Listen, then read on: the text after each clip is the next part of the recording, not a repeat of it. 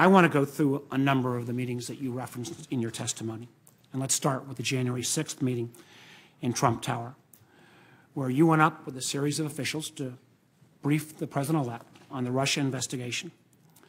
My understanding is you remained afterwards to brief him on, again, quote, some personally sensitive aspects of the information you relayed.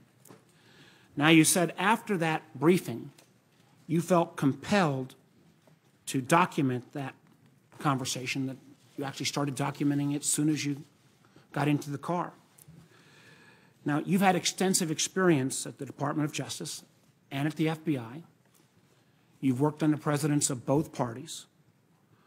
What was it about that meeting that led you to determine that you needed to start putting down a written record?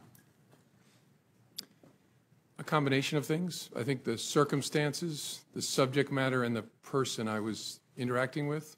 Circumstances first, I was alone with the President of the United States, or the President-elect, soon to be President. The subject matter, I was talking about matters that touch on the FBI's core responsibility and that relate to the President-elect personally. And then the nature of the person. I was honestly concerned that he might lie about the nature of our meeting, and so I thought it really important to document. That combination of things I'd never experienced before, but it led me to believe I got to write it down, and I got to write it down in a very detailed way.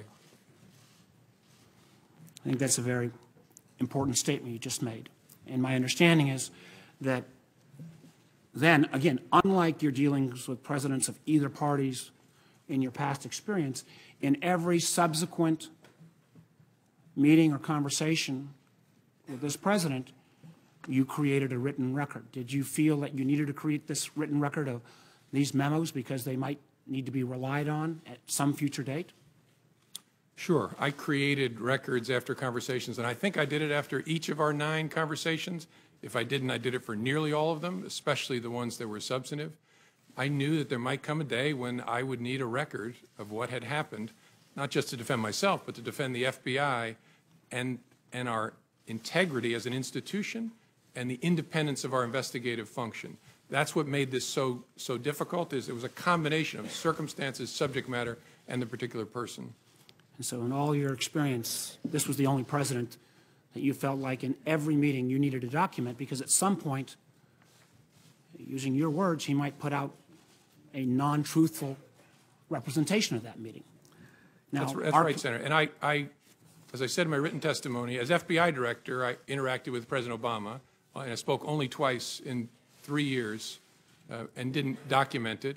When I was Deputy Attorney General, I had one-on-one meeting with President Bush about a very important and difficult national security matter. I didn't write a memo documenting that conversation either. Sent a quick email to my staff to let them know there was something going on. But I didn't feel with President Bush the need to document it in that way. Again, because the combination of those factors just wasn't present with either President Bush or President Obama. Yeah, I think that is very significant. I think others will probably question that. Now, the Chairman and I have requested those memos. It is our hope that the FBI will get this committee access to those memos so that, again, we can read that contemporaneous rendition so that we've got your side of the story.